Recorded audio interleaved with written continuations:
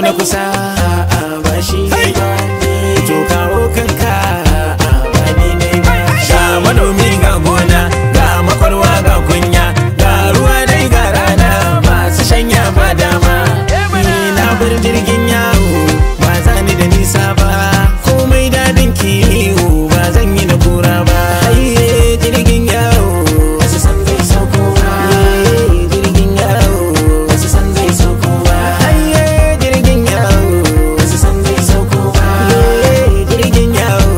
To masu saurare, kun saurari waƙar wato shahararren mawaƙi wato Adamu Isa Gwanja.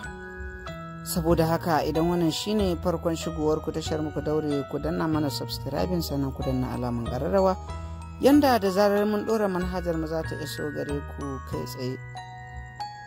Ya kai ma'abocin kallon bidiyoyin waƙoƙin Hausa da kuma sauraron audio, ka tsaya kyam da ranka domin samun takaitaccen waƙoƙi waɗanda suke zafafa waɗanda aka wallafa a 2025 na shahararrun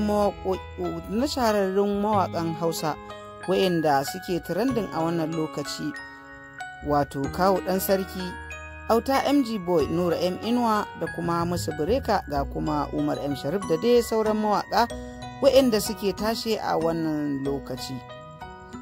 Saboda haka mai saurare, wannan shekara ta zo mana da kyau, saboda haka shahararrun mawaƙa na nan da jimirin kawo muku shahararrun waƙoƙin da suka wallafa a wannan shekara ta 2025 domin farin cikinku masoya.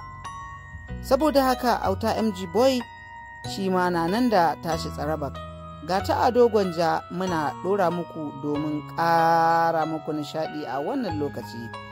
Kada a manta, idan wannan shine farkon kasancewarku a cikin wannan shahararriyar tasha ta mai albarka, a daure a danna mana subscribing sannan a danna mana alaman ƙararrawa yanda da zarar mun ɗora manhajar mu za ta iso gare ku kai tsaye.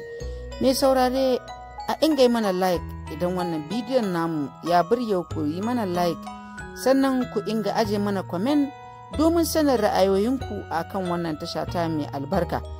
Auta MG Boy na gaya muku cewa zai wallafa wasu waƙoƙi bayan waɗanda za mu kawo muku nan gaba.